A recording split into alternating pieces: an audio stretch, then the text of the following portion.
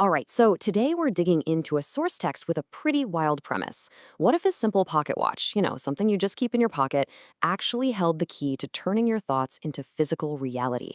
Yeah, we're about to dive into a story about a sealed artifact, a civilization literally powered by the mind, and the incredible living being at the heart of it all. So let's start with this question, because it really gets to the core of everything we're talking about today. I mean, you look at a pocket watch, you think, time, right? But what if it wasn't just a tool for measuring minutes and hours?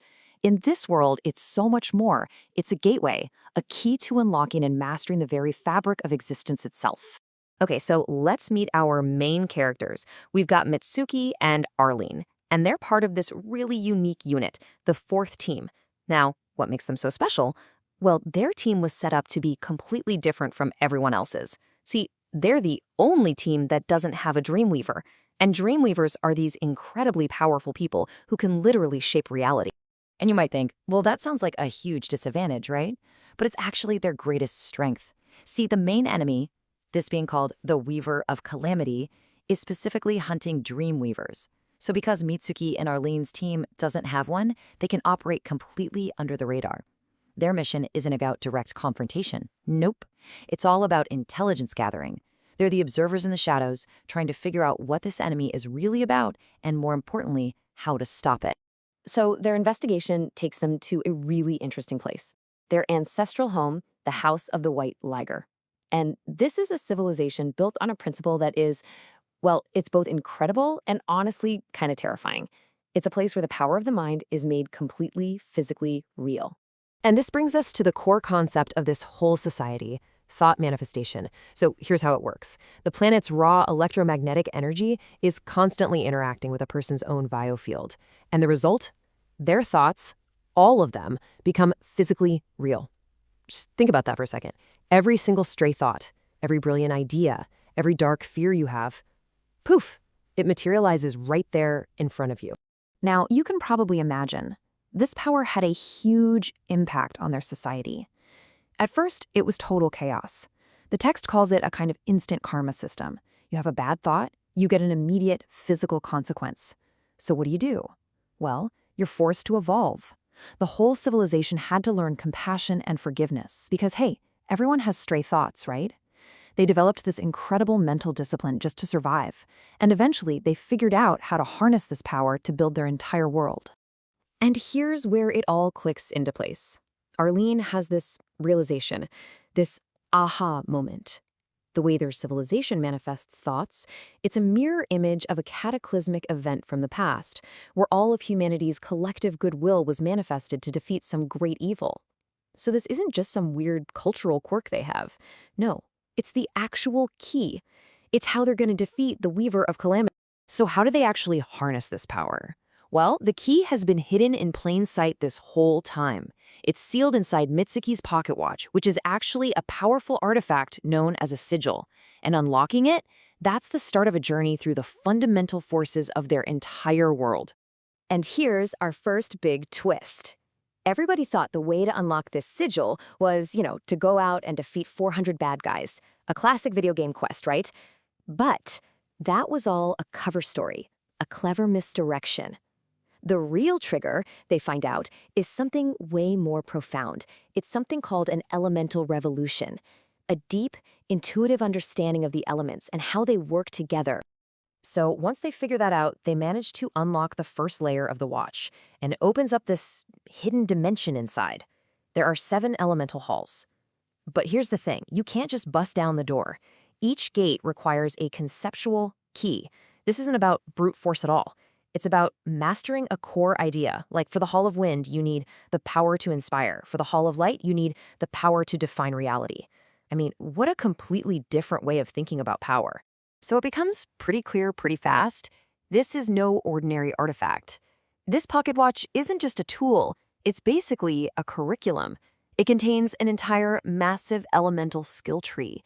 And it seems like it was designed to teach someone how to master not just the elements themselves, but the very principles of how they combine to create reality. It's incredible. And you can see the core mechanic right here is like elemental chemistry. You take fire, you add wind, you get a storm. Fire plus earth, you get magma. This is so much deeper than just a list of spells. It's a whole system of elemental physics.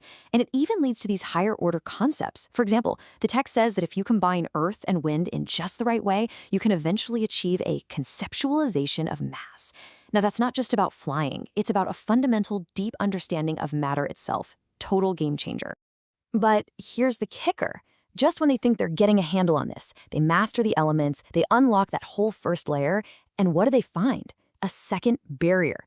And this one is even more complex because it's not tied to the Earth anymore. It's tied to the stars. So the second skill tree is built around the 12 zodiac constellations. But it's not about astrology or your daily horoscope, nothing like that. It's about roles. The constellations are grouped into these 4 cardinal archetypes. You've got your ranger, your warrior/defender, your technician/mage, and your healer. Each one represents a totally different way of approaching a problem. And this is where things get really interesting, because this new layer has a critical requirement: teamwork. See, Mitsuki and Arlene, they're both technicians. That means they can only open the western gates associated with their role. A warrior can't open a healer's gate. So while that first barrier was all about individual mastery, this one, there's no way to get through it alone.